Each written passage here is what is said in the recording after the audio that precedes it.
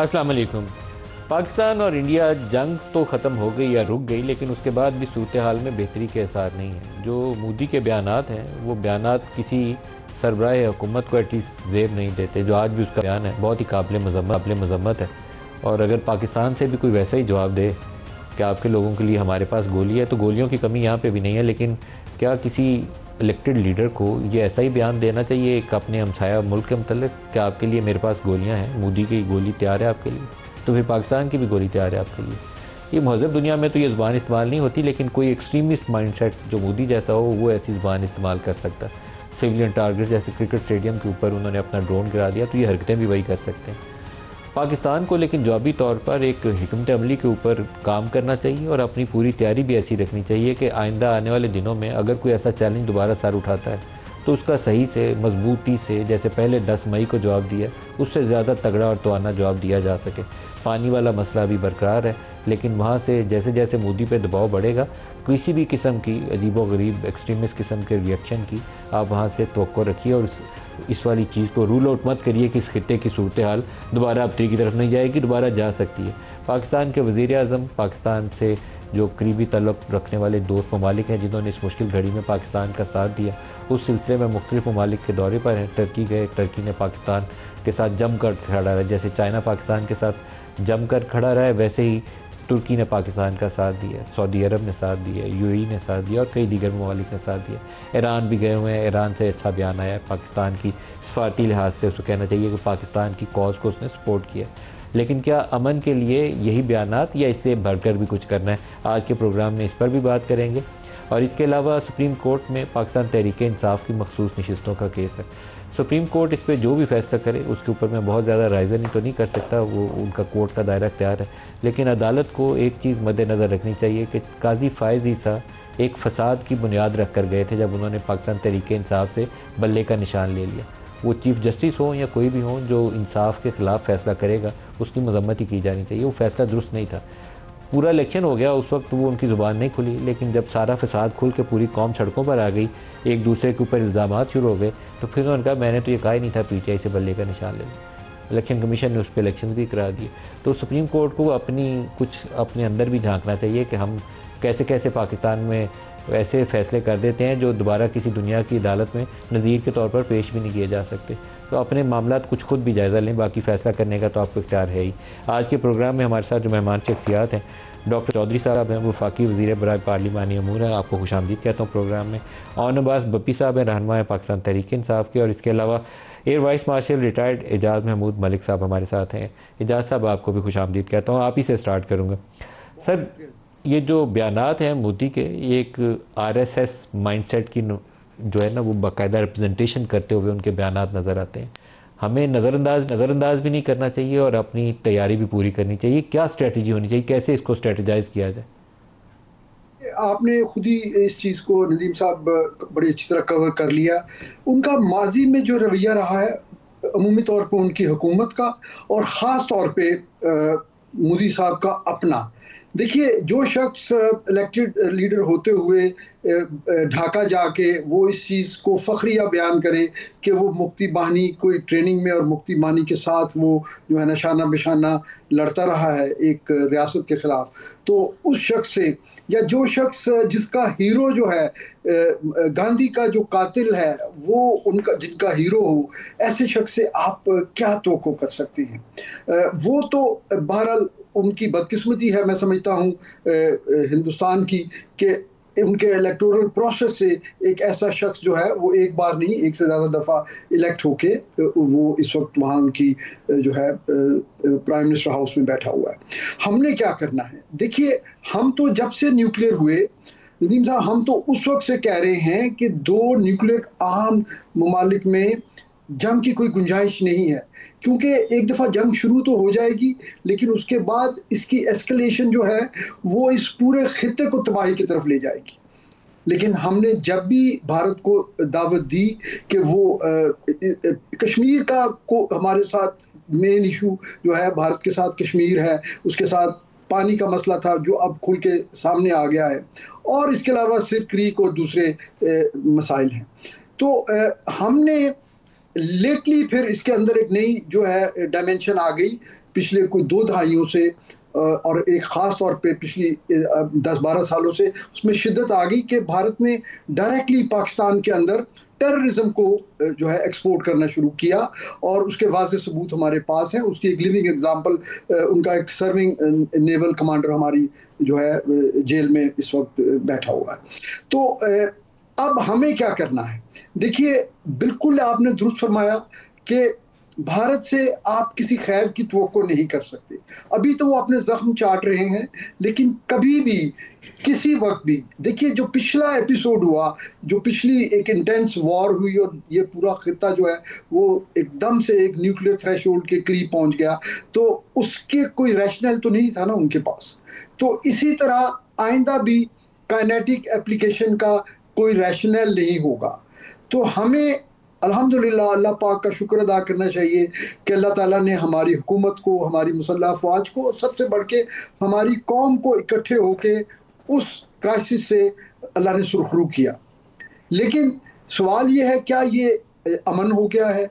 मैं उसका जवाब ये दूंगा कि ये बिल्कुल अमन नहीं है। ये अगले किसी भी काइनेटिक एप्लीकेशन वो कब होती है, ये उनके जो है ना माइंड सेट है। ये एक, जैसे आपने कहा, ये एक माइंड सेट है, और इस तरह के माइंड सेट के लिए आप कोई प्रिडिक्शन नहीं कर सकते। ये तो एक है। और दूसरी जो डोमेन डॉक्टर तारिक फजल चौधरी साहब हैं, उनसे भी राय लेते हैं। डॉक्टर साहब, यहाँ सियासी जो हुकूमत है, बुनियादी तौर पर तो फैसला साजी आप लोगों का इख्तियार है। बॉर्डर पार से जो कोई सूरत हाल है उसके लिए आप लोग क्या पेशबंदी कर रहे हैं? देखिए मलिक साहब, बिस्मिल्लाहिर्रहमानिर्रहीम। सबसे पहली बात तो ये है कि जो मोदी की स्टेटमेंट इस वक्त आई है, मुझे तो उस पर अफसोस हुआ है कि इंडियन कौम ने कैसा बंदा है जिसको मुतहम किया हुआ है। उसे बुचर ऑफ गुजरात सही कहा जाता था। अफसोस इसलिए आपको हुआ है कि आप खुद एक यू आर अ जेंटलमैन, और कोई भी जेंटलमैन इस तरह की स्टेटमेंट नहीं दे सकता, चाहे जाए कि कोई हेड ऑफ द स्टेट दे। बिल्कुल, किसी भी रियासत का सरबराह वो दूसरे मुल्क की गवर्नमेंट से मुखातिब नहीं है, अफवाह से मुखातिब नहीं है, अवाम को धमकी दे रहा है बराह रास्त। ये धमकी मोदी की पाकिस्तान की अवाम को है, जो उसने बात की है ना कि गोली, बिल्कुल लोगों मेरी को गोली, पाकिस्तानी लोगों पाकिस्तानी। तो ये कोई हेड ऑफ द स्टेट कर सकता है? आज तक सुना है आपने कभी? लेकिन बुनियादी वजह इसकी ये है कि मार्का हक में जो अल्लाह ताला की ज़ात ने हमारी अफवाज को जो इज़्ज़त दी, पाकिस्तान की अवाम को जो इज़्ज़त दी, पाकिस्तान के अवाम इकट्ठे हुए और भारत को जो शर्मिंदगी उठानी पड़ी हर फोरम के ऊपर, ये उसका रद्द-ए-अमल है। मोदी अपनी शर्मिंदगी को छुपाने के लिए इस तरह के ऊट पटांग बयान जो है वो दे रहा है, और बिलो द बेल्ट आप कह सकते हैं कि स्टेटमेंट उसकी आ रही हैं। मैं आपको 8 मई की तरफ लेके जाता हूँ, जहाँ पे इंडिया ने एक झूठा प्रोपेगेंडा किया कि जनाब पाकिस्तान ने मिसाइल मारे हैं हमारी सिविलियन आबादी के ऊपर, याद होगा आपको, जिसको रिबट किया गया और कहा गया कि जब पाकिस्तान इंशाल्लाह हमला करेगा तो फिर हमें दुनिया को बताना नहीं पड़ेगा, दुनिया को खुद मालूम होगा कि पाकिस्तान ने क्या अटैक किया। और वो फिर 9 और 10 मई की शब जो हुआ सारा पूरी दुनिया ने देखा, 10 की सुबह, जी 10 की सुबह। उसके लिए हमें कोई प्रेस रिलीज़ नहीं देनी पड़ी। लेकिन उन दिनों में ना जी को इंडिया ने प्रोपेगेंडा किया, तो मैं आपको हॉटलाइन के ऊपर एक जुमला बताना चाहता हूँ कि जो अफवाज पाकिस्तान की क़यादत ने पैगाम दिया इंडियन आर्मी को कि ये बॉलीवुड की दुनिया से बाहर आओ। ये हॉटलाइन पे उधर कहा गया? जी, ये हॉटलाइन पे कहा गया कि ये बॉलीवुड की तुम्हारी फिल्मी दुनिया है ना, इससे बाहर निकल के बात करो और मर्दों की तरह बात करो। इस तरह का झूठा प्रोपेगेंडा फैलाने से तुम्हें कुछ नहीं मिलेगा। और दूसरी बात उन्होंने ये की कि जिस दिन पाकिस्तान ने हमला किया तो वो इतना आप ये कहें कि वाज़े होगा पूरी दुनिया के लिए कि जिस तरह दुनिया सूरज को देखती है। ये दोनों बातें हॉटलाइन पे जो है ये इंडियन आर्मी को की गई। तो बॉलीवुड का जो लफ्ज़ है ना, ये जो इस्तेमाल हमारी अफवाज पाकिस्तान ने किया उनके लिए, मैं ऐसे एक और बात लिंक करता हूँ। ये जो बयान है मोदी का फिल्मी बयान है, ये भी बॉलीवुड की दुनिया का बयान है, लेकिन अगर उसी के ज़बान में जवाब बयान है, ये बॉलीवुड का नहीं, बहुत बेहुदा बयान है, बहुत बेहुदा बयान है। मतलब इसका कोई ना सार है ना पैर है। और फिर आप, मैंने दोबारा ये कहूँगा कि आप लीडर को ये ज़ेब नहीं देता कि ये ज़बान इस्तेमाल करे, और लोगों को मुखातिब कर रहा है।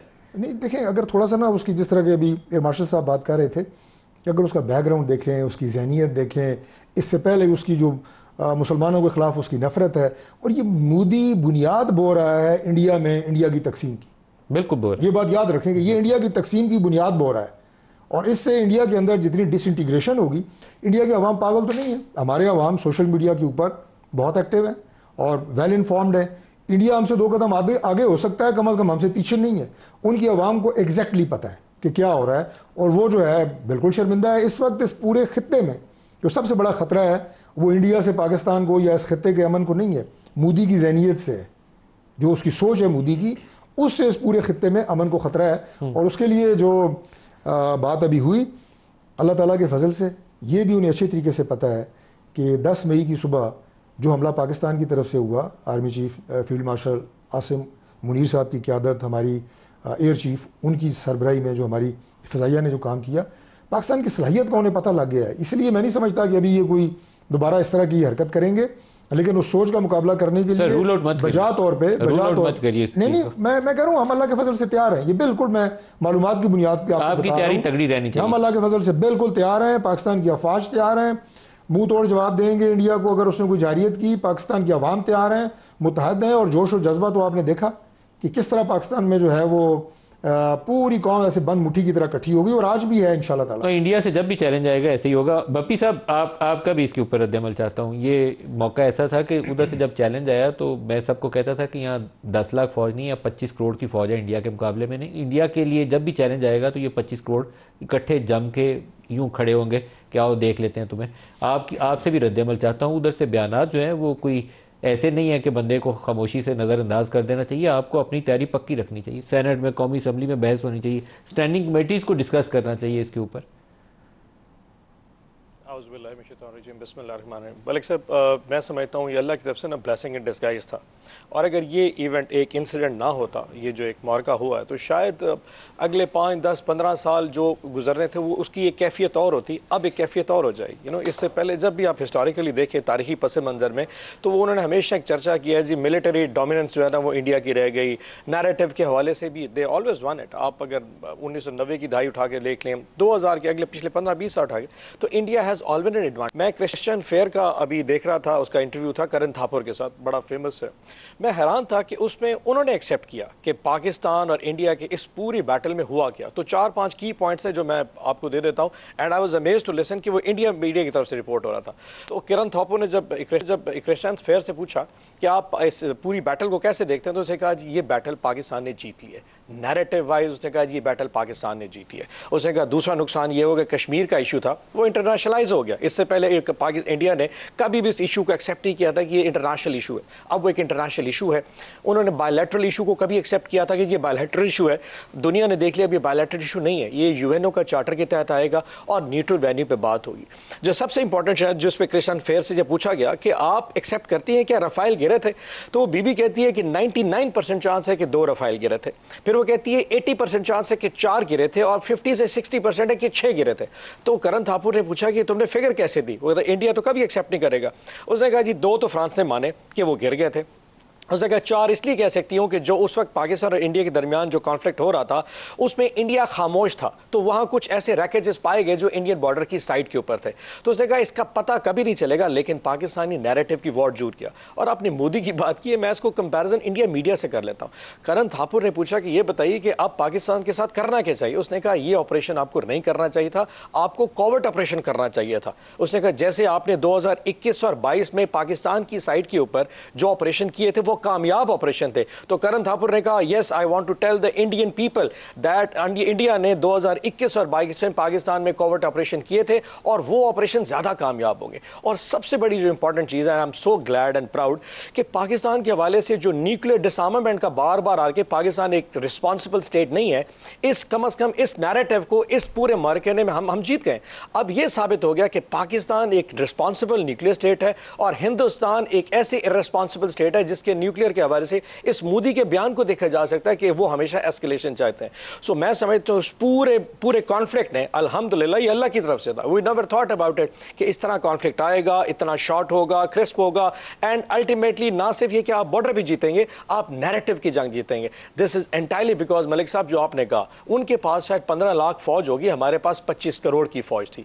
नोबडी वाज थिंकिंग कि कौन बलोच है, पश्तून है, सराइकी, पंजाबी, पश्तून, सिंधी, बलोची बात कर रहा है, Pashtun. The issue was everybody was lying in the same thing. हर बंदा चाहे वो ट्विटर पे था, चाहे सोशल मीडिया पे था, हर बंदा अपनी अफवाज, अपनी एयरफोर्स, अपनी नेवल फोर्सेस के पीछे था। एंड यकीन जानिए, I can tell you that कि अगर ये इवेंट दोबारा भी हुआ, इसके बाद जो कौम बनी है ना, अब जब कभी भी इवेंट होगा कौम इससे ज़्यादा यूनाइटेड नजर आएगी, बिकॉज दे नो इट कि इस इवेंट के जीतने के पीछे ना सिर्फ आपकी अफवाज थी, आपकी पूरी कौम खड़ी थी। हमने अपने ही शायद ईमान को अंडर एस्टिमेट किया था, लेकिन वो ईमान की ताकत ने साबित कर दिया कि इट डजंट मैटर कि उसकी मिलिट्री कितनी ज़्यादा है, 10 गुना ज़्यादा है, 15 गुना ज़्यादा है, आपकी ईमान जो है ना, दैट प्रूव कि इससे बड़ी कोई ताकत शायद इस दुनिया में मौजूद नहीं है। जी देखिए, जंगें जीतने के लिए कौम की यूनिटी जो है ना, वो सबसे तगड़ा हथियार होती है। तो यहाँ इस मसले के ऊपर पूरी कौम में यूनिटी थी। ये उस फौजी जवान की ताकत को 100 गुना कर देती है, जब उसको पता हो कि पूरी कौम मेरे पीछे यकसू है और एक नुक्ते के ऊपर कोई इतराज़ नहीं है। किसी को 25 करोड़ सारे एक ही नारा मारते हैं, पाकिस्तान जिंदाबाद, और दूसरी तरफ से जो भी सरहद पार से इश्तालंगेजी होगी उसका जवाब देने के लिए मेरी पूरी कौम मेरे साथ खड़ी है। मेरे माँ बाप, बच्चे, बहन भाई, सारे मेरे दोस्त यार, सारों का एक ही मौक़िफ़ है। इसमें इख्तलाफ भी नहीं है, किसी की दूसरी राय भी नहीं है। लेकिन सर, एक और पानी का मसला है, इस पर भी इजाज़त साहब पहले आपकी तरफ आता हूँ। एक स्टेटमेंट आपको सुनाता हूँ, DGISPR का बयान है, फिर उसके ऊपर हल क्या होगा और कैसे आगे बढ़ेंगे इसके ऊपर बात करते हैं। दिखाइएगा जी स्टेटमेंट। पाकिस्तान का मोदी कहता है कि हम तुम्हारा पानी बंद कर देंगे, तुम हमारा पानी बंद कर दोगे, हम तुम्हारा सांस बंद कर देंगे। इजाज़ साहब, ये पानी वाला मसला अभी बरकरार है। कभी खबर आती है कि वो बगली हार से पानी रोकने की कोशिश कर रहे हैं, कभी आज खबर ये आई है कि वो इंडस के पानी को डाइवर्ट करने के लिए प्लान कर रहे हैं। फिर एक कनाल की खबर आती है जिसमें वो ज़्यादा चनाब का पानी डाल सकते हैं ताकि पाकिस्तान को पानी आगे जा ना पाए। तो हमें इसके ऊपर तो काम करना पड़ेगा ना। पानी हमारी ज़िंदगी है, उसके ऊपर तो एक से दूसरी बात ही नहीं हो सकती, दूसरी राय भी नहीं किसी से ली जा सकती। जी मलिक साहब, मुझे पहले एक कमेंट काइंडली देने दीजिए कि अभी भारत ने जो हमने बात की, दोनों मोहतरम पैनलिस्ट ने जिस तरह बड़े अच्छे तरीके से एक्सप्लेन किया गवर्नमेंट की पोजीशन, पाकिस्तान की पोजीशन, तो मैं इसमें ये ऐड करना चाहूँगा कि अभी हमें इसकी पॉसिबिलिटी रूल आउट नहीं करनी चाहिए, क्योंकि वो एक हारा हुआ दुश्मन, एक डेस्परेट दुश्मन कुछ भी कर सकता है। और दूसरी बात ये है कि जो सब कन्वेंशनल डोमेन है जिसके अंदर टेररिज्म है, वो भारत कभी नहीं करेगा। वो भारत के लिए इस वक्त सबसे अच्छी कॉस्ट इफेक्टिव ऑप्शन है। उनके स्लीपर सेल मौजूद हैं, उनके तरबियत याफ्ता, हमायत याफ्ता, उनके इक्विप्ड जो है टेररिस्ट जो हैं वो अक्रॉस द बॉर्डर मौजूद है। सिर्फ उनके हैंडलर्स को एक्टिवेट करना है। और आप देखिए, BLA ने माना कि जो है जाफर एक्सप्रेस का वाक़या उन्होंने किया, और भारत बरमला ये मानता है कि वो BLA को सपोर्ट कर रहा है। इसी तरह APS का भी जो इंसिडेंस हुआ, उसके फुटप्रिंट भी भारत की तरफ जाते हैं। तो हमें ये चाहिए कि हम दोनों डोमेन्स में, एक कन्वेंशनल और उससे ऊपर अगर कुछ होता है तो उसके लिए मुसल्लह अफवाज एक्सटर्नल महाज पे ऑफ कोर्स पूरी कौम की जो है सपोर्ट के साथ, और दूसरे इंटरनली टेररिज्म के ख़िलाफ़ हमें अपनी कैपेसिटी बिल्डिंग करनी चाहिए और लोगों को हर वक्त उसके लिए उसी तरह तैयार रखना चाहिए जिस तरह ऑपरेशनल जब हमने रद्दुल फसाद किया था या ज़रबे हस्ब किया था उस दौरान। जहाँ साहब, लेकिन तो ये जो दहशतगर्दी वाला मामला है, इसके ऊपर आप लोगों के डॉजियर तैयार होने चाहिए। उन्होंने स्टेट टेररिज्म किया है, यहाँ कोई 20-25 बंदे हैं जो इंडिया ने असैसिनेट करवाए हैं, वैसे ही जैसे कनाडा में उन्होंने एक सिख लीडर को मारा था, यहाँ 20-25 असैसिनेशन वो कर चुके हैं। उन 20-25 केसेस के ऊपर डॉजियर्स होने चाहिए, और पूरी दुनिया को, जितने दोस्त ममालिक हैं, जहाँ प्राइम मिनिस्टर जाते हैं, सबको आप जाके बताएं कि ये स्टेट है इंडिया की जो पाकिस्तान में रियासती दहशतगर्दी कर रही है। मलिक साहब, मैं खुद स्ट्रेटजिक डायलॉग का हिस्सा रहा हूँ अल्हम्दुलिल्लाह एक ज़माने में। मैं यही अर्ज करना चाहूँगा कि हमें ना अब जुबिलेशन से निकल आना चाहिए। हमें सिर्फ सजदा शुक्र करना चाहिए और आगे की फ़िक्र करनी चाहिए। और उसमें तीनों डोमेन्स हैं। उसमें हमारी जो पॉलिटिकल मिलिट्री लीडरशिप का आपस में इकट्ठे होके अपना रिस्पॉन्स तैयार रखना, वो किसी वक्त भी ज़रूरत पड़ सकती है। दूसरे, सफारती महाज पे हमें जो कामयाबियाँ मिली उसको मज़ीद कैपिटलाइज करने की ज़रूरत है। और वो जैसे आप फरमा रहे हैं कि वो ऐसे नहीं होगा कि हम सिर्फ इसी बात पे खुश होते रहें कि इस पूरे क्राइसिस में किसी ने भारत का साथ नहीं दिया और दोस्त ममालिक के अलावा दूसरे मुल्कों ने भी एटलीस्ट या तो वो न्यूट्रल रहे या उन्होंने पाकिस्तान की साइड ली। हमें इस चीज़ को रीइंफोर्स करना है तमाम कैपिटल्स में, तमाम उन जगहों पे जहाँ पे जो है ना ग्लोबल ओपिनियन मेकिंग होती है। अब मैं आपके मेन क्वेश्चन की तरफ आता हूं, जो पानी का मसला अभी रुक जाए, मैं इस पे पहले डॉक्टर साहब से बयान ले, मैं दोबारा आता हूँ पानी पे। एयर मार्शल साहब, यहाँ पहले मैं अपने डॉक्टर तारिक साहब से भी इस पे जवाब ले लूँ। सर, ये जो टेररिज्म वाला इशू है, आमतौर पर वो गंदे बच्चे हम ही जाने जाते थे कि हम यहाँ से लश्कर को भेजते हैं, जैश को भेजते हैं, लेकिन आपका खुशदार वाला बस का अटैक है, आपका जाफर एक्सप्रेस का इंसिडेंट है, आपकी पिशावर APS का अटैक है, TTP के पीछे ताने बाने किससे मिलते हैं, BLA की उपनागाहें कौन देता है, फंडिंग असला कहाँ से आता है, आपके पास पूरी तफसील है। आपके वो अवैक्स के ऊपर चंद साल पहले फैसल बेस पे खड़े खड़े किसने आके अटैक करवाया था, उस ग्रुप को पीछे से इंटेलिजेंस कौन दे रहा था, सारी तफसीलात हैं। इसके ऊपर आप दुनिया को खोल के बताना पड़ेगा आपको। टेररिज्म का भी बताइए, रियासती दहशतगर्दी का भी ये न सिर्फ बताना पड़ेगा बल्कि हम बता रहे हैं। और ये जो डेलीगेशंस तैयार किए गए हैं, पार्लिमानी मुख्तलिफ़ पार्टीज़ के लोग इसमें शामिल हैं, ये पूरी दुनिया में जाके मुख्तलिफ़ ममालिक को बिल्कुल यही बताएंगे कि इंडिया का असल चेहरा देखें आप। इंडिया जो इस वक्त बनता है कि इस खत्ते की बहुत बड़ी मैं डेमोक्रेसी हूँ और दुनिया की बहुत सबसे बड़ी डेमोक्रेसी हूँ, आप ज़रा इसका असल चेहरा देखें कि ये कितना बदनुमा है, इसके अंदर कितनी नफ़रत भरी हुई है, और इस खत्ते के अंदर किस तरह की दहशतगर्दी कर रहा है। बल्कि इस खत्ते में नहीं, जैसे आपने कनाडा की बात की, तो बैरून ममालिक में भी जाके इनके जो शूटर्स हैं वो सफारतकारों को, वो बाकी लोगों को, इंडिया के अपने जो शहरी हैं उनको वो मार रहे हैं, जो दूसरे मुल्कों के शहरी हैं उन्हें डरा धमका रहे हैं। तो ये बात अब ढकी छुपी नहीं रही। और जब हम ये मार्का हक की बात करते हैं, तो इसमें अल्लाह ताला ने हमें जो मैदान अमल में जो हमें फ़तह दी है, वो मिज़ाइल टेक्नोलॉजी हो, वो साइबर हो, वो हमारी एयरफोर्स की जीत हो, अपनी जगह पे, लेकिन उसके साथ साथ जो हमें सिफारती महाज पे भी कामयाबी मिली है और पाकिस्तान के मौक़िफ़ को पूरी दुनिया ने तस्लीम किया और पाकिस्तान के मौक़िफ़ को पूरी दुनिया ने माना कि पाकिस्तान एक ज़िम्मेदार रियासत है, वो इस खत्ते के अंदर अमन चाहता है, वो जहरीत करने के हक़ में नहीं है, लेकिन उसने जहरीत का जवाब देना है। ये तो पूरी दुनिया को पता लगा। आज भी हमारा जो स्टैंस है पूरी दुनिया मान रही है। फिर इंडिया के मीडिया ने इंडिया का झूठ और प्रोपेगेंडा जिस तरह उन्होंने किया, वो सारा बेनकाब हुआ, जो झूठ उन्होंने बोले। तो इस वक्त इंडिया, ये जो मोदी के बयान का दोबारा मैं हवाला दूंगा, इसके पीछे ना ये एक खफ़त है, ये एक शर्मिंदगी है, जो उन्हें पता है कि हर महाज के ऊपर हमें शिकस्त हुई है, हम एक्सपोज हुए हैं, दुनिया को हमारे बारे में, हमारी अंदरूनी और दिमागी गलाजत के बारे में पता लगा है, शर पसंदी के बारे में पता लगा है, क्योंकि हम किस किस हद तक जो है वो शर फैला सकते हैं।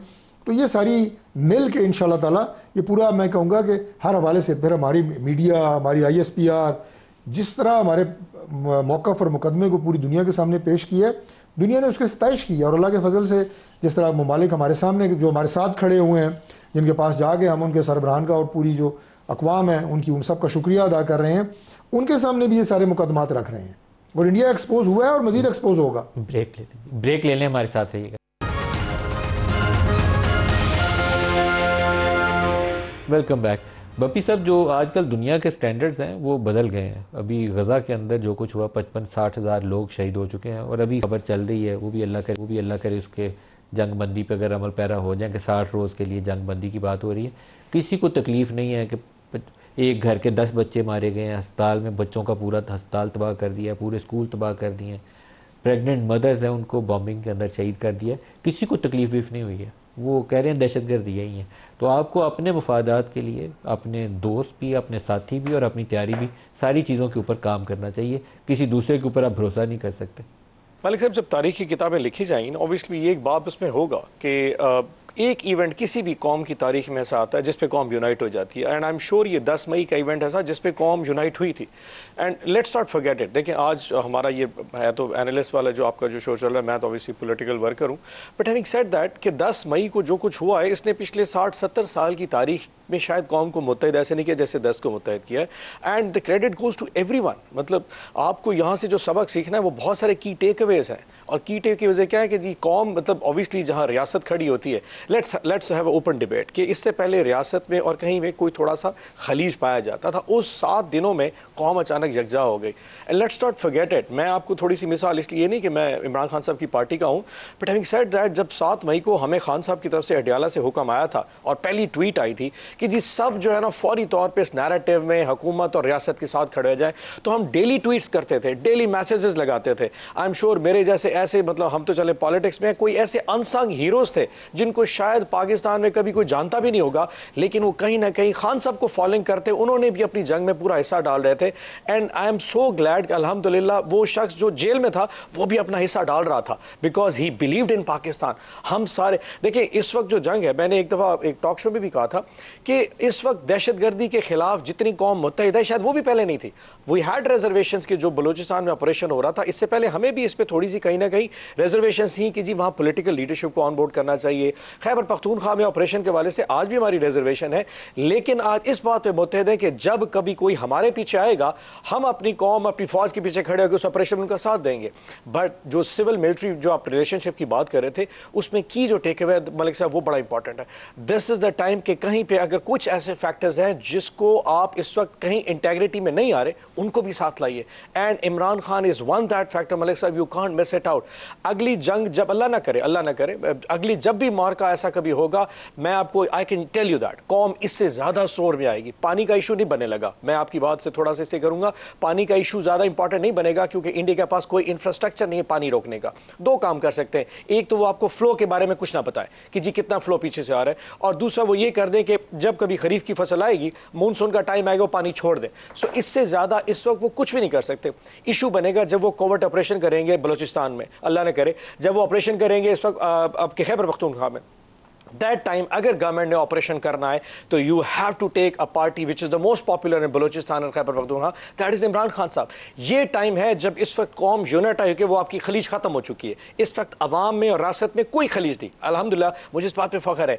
एक अगर कोई फैक्टर की फैक्टर अगर बाहर है, उसको भी इंडोर्स कीजिए, उसको भी इन बिल्ट कीजिए, ताकि जो नेक्स्ट मार का जो कॉन्फ्लिक्ट आना है, आप इससे ज्यादा जोर होंगे। And I am so proud कि अल्हम्दुलिल्लाह इस कौम को जिस तरह भी हमारी जो भी कॉन्फ्लिक्ट इशूज थे ना, इस 10 महीने उसको धो दिए, सिवाय इस एक इवेंट के अलावा अगर ये भी हो जाए, मैं कहता हूं इंशाल्लाह I see a very very golden future for this country. अल्हम्दुलिल्लाह जी, इंशाल्लाह रोशन मुस्तकबिल होगा अल्लाह पाक के करम से। अपनी हमें हरकतें सबको ठीक करनी चाहिए, मेरे समेत। इजाज़ साहब, आपसे एक सवाल पूछूंगा, ये अभी पीटीआई का जिक्र किया है इन्होंने, मैं बड़ा पुरजोर हामी हूँ कि ये जो इख्तलाफी एक नुक्ता है पीटीआई और इस्टेब्लिशमेंट के दरमियान, उसका कोई हल निकला, और बेस्ट मोमेंट है, वो गोल्डन अपॉर्चुनिटी है कि हम इस इख्तलाफ को पीछे छोड़ते हुए पाकिस्तान की खातिर आगे बढ़ जाए। बहरहाल वो हो पा नहीं रहा अभी, मेरी दिली ख्वाहिश भी है और दुआ भी है कि हो जाए, पाकिस्तान इस खल्फशार से आगे बढ़ जाए। आपकी इसके ऊपर राय चाहूँगा, ये बड़ा अहम है। अभी मैं कल एक बड़े इन्फ्लुएंशियल फिगर है, अभी मैं उनका नाम नहीं लेता, उन्होंने एक जुमला मुझे बोला, मैं प्रोग्राम में कोट करता हूँ उनका जुमला, उनका नाम लिए बगैर।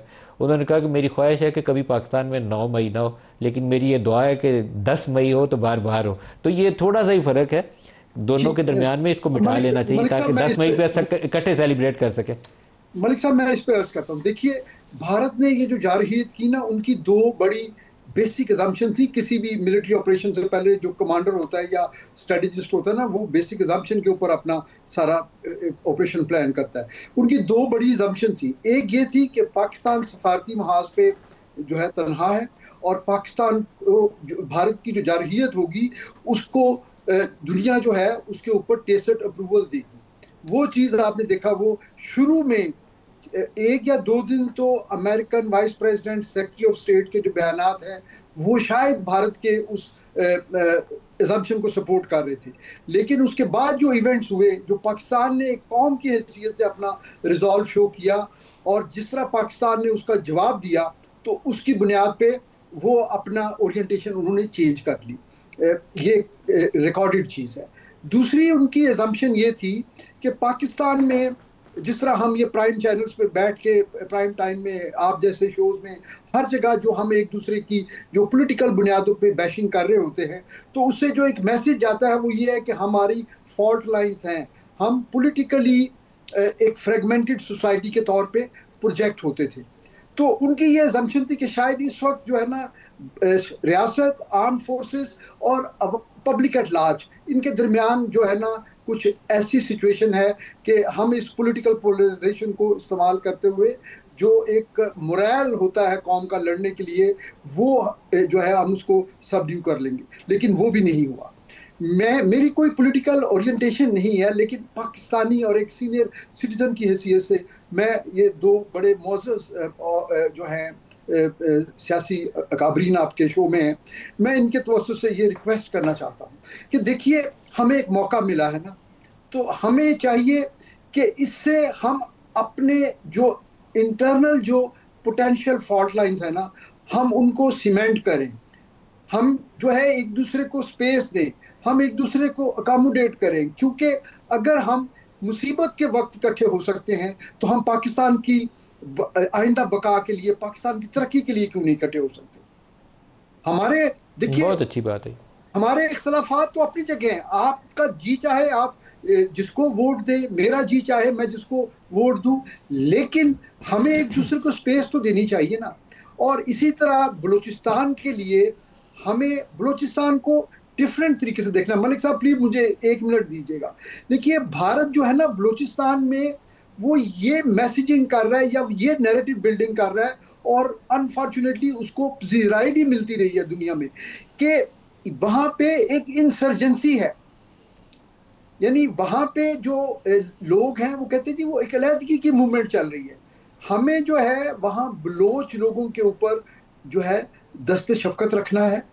वहां पे बहुत अच्छे अच्छे लोग हैं, वहां पे हमसे अच्छे, मेरे और आपसे अच्छे पाकिस्तानी हैं। वो सूबा जो है वो बाय चॉइस पाकिस्तान में शामिल हुआ, तो हमें उनके जख्मों के भी मरहम रखना है। और वहां पे जो लोग वर्गलाए जा चुके हैं हमें उनको डी रेडिकलाइज करना चाहिए। उसके लिए हमें फेडरेशन को बड़ापन दिखाना होगा और हमें सबको मिलके जो है पाकिस्तान के लिए, देखिए पाकिस्तान है तो आप हैं, पाकिस्तान है तो हमारा मुस्तकबिल, हमारे बच्चों का मुस्तकबिल है। अगर ये खुदा ना खास्ता इस मुल्क की सालमियत को कोई खतरा होगा तो ये हम आपस में लड़ते हुए रह जाएंगे। दुश्मन हमें एक ही तरह देखता है, वो ये नहीं देखता कि मलिक साहब पंजाबी हैं तो मैं पश्तून हूँ, या चौधरी साहब जो है इस्लामाबाद को रिप्रेजेंट कर रहे हैं, या हमारा कोई आपस में कोई खुदा न खास्ता अगर कोई थोड़ा बहुत कोई शरई किसी फकीही मसले पे कोई इख्तिलाफ है तो वो हमें नहीं देखता। डॉक्टर तारिक साहब, आपको इन दोनों क्वेश्चंस को एड्रेस करना चाहिए, और मोदी साहब ने, और फिर बलूचिस्तान, दोनों इश्यूज। मोदी साहब ने इसीलिए गोली का जो बयान दिया ना, वो उससे हमें समझ जाना चाहिए कि उनकी गोली वो उसने पूरे पाकिस्तानी कौम को ललकारा है। उसमें आपका या मेरा कोई उसमें इम्तियाज नहीं है कि वो पंजाबी को नहीं लगेगी तो बलूची को लगेगी। तो ये हमें समझने की जरूरत है और अल्लाह करे कि हम इस क्राइसिस में इकट्ठे हो जाए। बस मेरी यही दुआ है जी। डॉक्टर साहब, डॉक्टर तारिक साहब। मलिक साहब, सबसे पहले तो जो एयर मार्शल साहब ने बातें की हैं, मैं एक एक बात को एंडोर्स करता हूँ। सबसे पहले तो बहुत शुक्रिया सर। दूसरी बात यह है कि दूसरी बात यह है कि मैं उन लोगों में से हूँ कि जो कि इस इत्तेहाद को बरकरार कैसे रखना है उस पर बाकायदा काम कर रहा हूँ। क्योंकि ये देखें ना, इत्तेहाद बंद हो गया, पपी साहब ने बड़ी प्यारी बातें की, लेकिन इसको हमने बरकरार रखना है, इस फ़िज़ा को। और क्यों बरकरार रखना है, वो क्यों ज़रूरत है? एक तो पाकिस्तान की तरक्की के लिए, पाकिस्तान के मसाइल के हल के लिए, जिसमें बलूचिस्तान बहुत बड़ा इशू है। और बड़ी खूबसूरत अंदाज से एयर मार्शल साहब ने अगेन आई वुड से कि उसको पेश भी किया मुकदमे को, और उसके बाद उसकी जो मुमकिन हल हैं उसके बारे में बड़ी अच्छी उन्होंने बात की। तो इसके लिए इसे बरकरार रखना ज़रूरी है। अब देखें, इंडिया के हवाले से पाकिस्तान की कौम को शक था, यानी 1971 से आज तक कितने साल गुजर चुके हैं? 54 साल, यानी 50 साल से ज़ायद हो गए थे। हम कहते थे कि इंडिया हमारा दुश्मन है, लेकिन इंडिया ने कभी हमारे पे हमला नहीं किया। तो अब लोग भूल गए थे कि शायद इंडिया कभी भी हमला नहीं करेगा। अब लोगों को पता चल गया है कि नहीं, इंडिया हमला कर सकता है। इंडिया ने अमली तौर पे हमला किया पाकिस्तान पे, उसका जवाब जो उसे दिया अल्लाह की रहमत थी, अल्लाह की मदद थी। आज जो मोदी की आप ज़बान सुने, इन हालात के होते हुए जो हमारा बिल्कुल बॉर्डर के ऊपर दुश्मन बैठा हुआ है, इस यूनिटी को बरकरार रखना अज़ हद ज़रूरी है। एक और एंगल देखें कि पूरी दुनिया में मुसलमान ममालिक, जिसमें लीबिया, इराक़, शाम, लबनान, फ़लस्तीन, अफ़गानिस्तान, किन हालात का शिकार हैं? पाकिस्तान क्यों नहीं है? क्या वो फोर्सेस जो कि वहाँ पे तबाही और बर्बादी फैला रहे हैं और मुसलसल फैला रहे हैं, क्या वो पाकिस्तान को अमन से रहने देते? अल्लाह ताला के फजल से इसकी वजह हमारे अफवाज और सिक्योरिटी के इदारे हैं कि जो मुल्क में इन तमाम कुव्वतों का अंदरूनी और बैरूनी तौर पर मुकाबला करते हैं। और बिल्कुल जैसे आपने कहा कि जब आवाम उनके साथ खड़ी हो गई है और जुड़ गई है, तो उससे ये जो बॉन्ड बना है ना, ये पाकिस्तान की इंशाअल्लाह ता क़यामत पाकिस्तान के वजूद को बरकरार रखने के लिए जरूरी है, मजीद मजबूत होना चाहिए, तवाना होना चाहिए, उसमें आप सब लोगों का रोल है। बप्पी साहब से भी क्लोजिंग रिमार्क्स ले लें। बप्पी साहब, आप इस पे कुछ ऐड करेंगे? नहीं, कोई नहीं जी, आई एग्री विद जो एयर मार्शल साहब ने कहा और तारिक फजल चौधरी साहब ने कहा। देखें, जब तक पॉजिटिविटी में कोई चीज़ जाएगी उसके रिजल्ट्स आना शुरू हो जाएंगे। और मैं मलिक साहब आपकी बात से एग्री करता हूँ, इससे बेहतर टाइम इस कौम में कौमी यकजहती करने का फिर दोबारा नहीं आएगा। ये टाइमिंग ऐसी है कि जब पूरी नेशन, मुझे फ़ख्र है, मतलब इस टाइम हमारे ऐसे लोग हैं जो अपनी DPS पे फौज की फ़ोटो लगाते हैं। दिस इज़ द टाइम जब ये मामला हो, उस वक्त चाहे हुकूमत है चाहे रियासत है, आप जीत में ये याद रखें कि ये पहला और आखिरी नहीं है, इसके बदले probably more battles to one. उससे पहले इस अपॉर्चुनिटी को इस्तेमाल करके कहीं पे कोई डिस्ग्रंटल अगर कोई चीज़ अगर रह गई है उसको एड्रेस कीजिए। And I can assure you once you settle this, मैंने एक दफ़ा किसी को कहा था, मैं कि यार क्या PTI क्या TLP या BLS से तो बड़ा दुश्मन नहीं हो सकता। दिस इज़ द टाइम, आप अगर इस सेगमेंट को भी साथ लगा ले, यकीन जानिए हर वो काम जो रियासत करने जा रही है आगे करेगी, जब इंडिया आगे ऑपरेट करेगा, आपको पॉपुलर जो एक मूवमेंट चाहिए वो भी साथ नजर आएगी। And this is the time, and I am sure government के पास इसके बाद अपॉर्चुनिटी नहीं। देखिए, हुकूमतें आती रहेंगी जाती रहेंगी, हमने 65 71 कारगिल का बदला 10 को ले लिया, but if you think this is gonna last battle, ऐसा नहीं। उससे पहले अगर आप इन चीजों को एड्रेस कर लीजिए, इन फॉल्ट लाइंस को फिल अप कर दीजिए, आपको मोदी या इंडियन मीडिया से लड़ने में जो अगली दफा जो बैटल है वो ज्यादा मजा आएगा। एंड अल्लाह से पूरी उम्मीद है कि आई एम श्योर कि इस दफा सैनिटी प्रिवेल करेगी, विजडम कहीं ना कहीं जरूर प्रिवेल करेगा।